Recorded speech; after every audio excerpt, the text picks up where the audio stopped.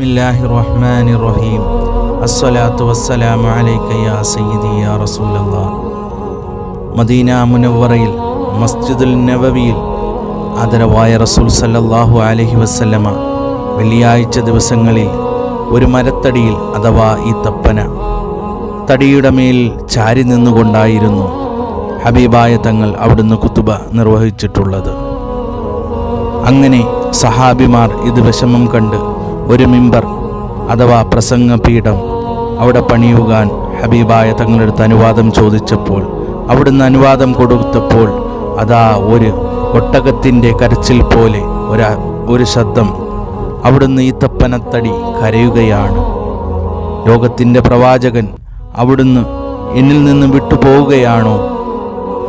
പുതിയ മിമ്പറിൽ കയറി നിന്നുകൊണ്ട് നബി സല്ലല്ലാഹു അലൈഹി വസല്ലം നിന്നപ്പോൾ അവിടുന്ന് വിങ്ങുകയാണ്. അത് കേട്ട സഹാബിമാരുടെ ശ്രദ്ധയിൽപ്പെട്ടു. നബി സല്ലല്ലാഹു അലൈഹി വസല്ലം അങ്ങനെ ആ തടിയിലേക്ക് തടവിക്കൊണ്ട് ആശ്വാസം പകർന്നുകൊണ്ടു, ഈ തപ്പനത്തടിയെ, നീ എന്താണ് ഇങ്ങനെ കരയുന്നത്? അള്ളാഹുവിൻ്റെ നൂറ് എനിക്ക് കേൾക്കാൻ സാധിക്കുകയില്ലല്ലോ. അപ്പോൾ ഹബീബായ തങ്ങൾ അവിടുന്ന് പറയുകയാണ് ഈ തപ്പനത്തടിയോട്, നിനക്ക് ഇവിടെ ഒരു വൃക്ഷമായി ഈ ദുനിയാവിൽ കഴിയാമെങ്കിൽ കഴിയാം, ഞാൻ അള്ളാഹുവിനോട് ദുആ ചെയ്യാം. അല്ല, നിനക്ക് സ്വർഗത്തിലാണ് എൻ്റെ കൂടെ, നാളെ ജന്നാത്തിൽ നഈമിൽ എൻ്റെ കൂടെ നിനക്ക് വസിക്കാനാണ് ഇഷ്ടമെങ്കിൽ അങ്ങനെ ഞാൻ ദുആ ചെയ്യാം. അങ്ങനെ നബി സല്ലല്ലാഹു അലൈഹി വസല്ലം അവിടുന്ന് പറയുകയാണ്, ഇത് ഈ തപ്പനത്തടി നാളെ സ്വർഗത്തിലേക്ക് വേണ്ടി ദുആ ചെയ്തു.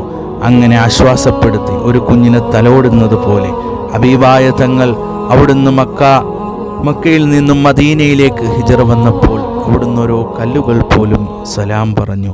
അസ്സലാത്തു വസ്സലാമു അലൈക യാ സയ്യിദി യാ റസൂലല്ലാഹ്.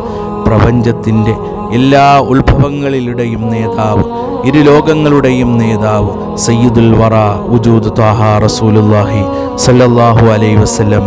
പ്രത്യേകിച്ച് ഇന്ന് വ്യാഴാഴ്ച ദിവസം ആദരവായ റസൂൽ സല്ലല്ലാഹു അലൈഹി വസല്ലം നമ്മളെ ഓർത്തവിടെ കാത്തിരിക്കുകയാണ്. യാ ഉമ്മത്തി എന്ന് വിളിച്ച മുത്തായ തങ്ങൾ ഒരു സലാത്തിന് വേണ്ടി, ഒരു സലാമിന് വേണ്ടി കാതോർത്തു നിൽക്കുകയാണ്. അസ്സലാത്തു വസ്സലാമു അലൈക യാ സയ്യിദി യാ റസൂലല്ലാഹ്. അസ്സലാത്തു വസ്സലാമു അലൈക യാ നബിയല്ലാഹ്. അസ്സലാത്തു വസ്സലാമു അലൈക യാ നജിയല്ലാഹ്. എല്ലാ മുഅ്മിനീങ്ങളും ആശിക്കീങ്ങളും മദീനയിലേക്ക് ഹൃദയങ്ങളെ അവിടുത്തേക്കൊന്ന് നോക്കൂ. സലാത്തുകളും സലാമുകളും ഈരടിച്ചുകൊണ്ട് ഹബീബിൻ്റെ പ്രണയത്തിൽ മുന്നേറൂ.